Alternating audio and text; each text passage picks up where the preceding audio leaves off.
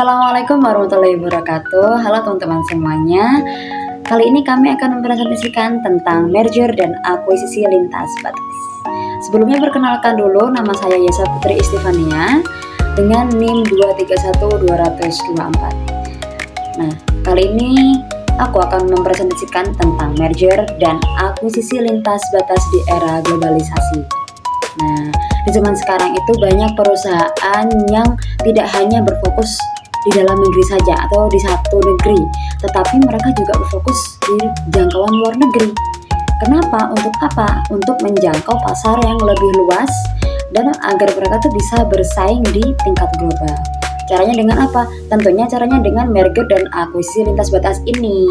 Dan cara ini sudah sering digunakan oleh perusahaan-perusahaan yang menjangkau pasar luar negeri juga gitu. Nah, dalam bahasa Inggrisnya kita bisa menyebutkan sebagai cross-border mergers and acquisitions.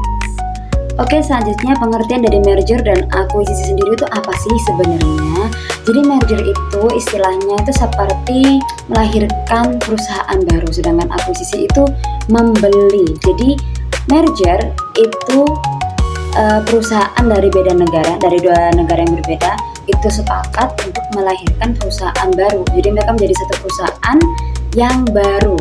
Sedangkan akuisisi itu ada satu perusahaan lain yang membeli satu perusahaan lain. Nah, membelinya ini tidak harus seluruhnya, bisa sebagian atau kalau mau bisa seluruhnya. Cara merger dan akuisisi lintas batas ini digunakan oleh perusahaan-perusahaan besar untuk masuk ke dalam pasar internasional dengan lebih cepat dan efektif. Nah, tujuannya apa sih? Tujuannya itu tidak hanya untuk mencari keuntungan, tetapi juga mendapatkan akses ke teknologi yang baru, meningkatkan efisiensi dan juga memperluas distribusi, juga memperkecil persaingan. Contohnya nih kayak Unilever. Perusahaan Unilever kan perusahaan yang semua orang tahu, perusahaan global, perusahaan internasional. Caranya dia itu seperti apa? Dia mengakuisisi atau membeli ya kan produk-produk lokal di negara-negara yang berkembang. Tujuannya untuk apa? Untuk mempertahankan perusahaannya dia secara global seperti itu. Tapi merger dan akuisisi tidak selamanya berjalan dengan indah, yang artinya merger dan akuisisi ini tidaklah mudah seperti yang kita bayangkan. Kenapa begitu? Karena tantangannya untuk menggunakan metode ini itu pasti yang pertama, perbedaan budaya kerja di tiap negara. Yang kedua, ada perbedaan hukum tiap negara. Yang ketiga juga resiko nilai tukar mata uang di tiap negara itu juga bisa. Maka dari itu, untuk menggunakan metode ini perlu yang namanya analisis dan perencanaan yang matang. Teman-teman, saya Maja Benavian Mahdi. Selanjutnya saya akan menjelaskan tentang aliansi strategi internasional.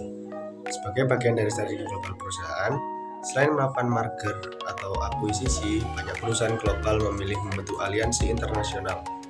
Aliansi ini merupakan kerjasama antara dua perusahaan dari negara berbeda, namun tetap berdiri sebagai entitas yang terpisah.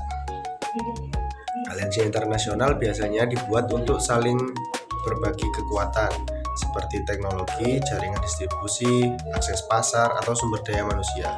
Ini memberikan banyak keuntungan karena perusahaan bisa saling melengkapi tanpa harus mengambil alih kepemilikan antara satu dan yang lainnya. Contohnya adalah aliansi strategis antara Renault dari Perancis dan Nissan dari Jepang yang telah bekerja sama bertahun-tahun dalam mengembangkan kendaraan dan distribusi global, tapi tetap berdiri sebagai perusahaan yang berbeda. Nah, globalisasi, aliansi seperti ini sangat berguna karena lebih fleksibel dibandingkan merger atau akuisisi, resikonya lebih kecil dan bisa mempercepat penetrasi pasar asing tanpa investasi yang besar. Namun aliansi juga bisa gagal kalau tidak ada kepercayaan, komunikasi yang baik, atas keselarasan tujuan antara kedua belah pihak. Karena itu, sama seperti merger dan akuisisi, aliansi internasional juga perlu direncanakan dengan cermat. Sekian dari kelompok kami. Assalamualaikum warahmatullahi wabarakatuh.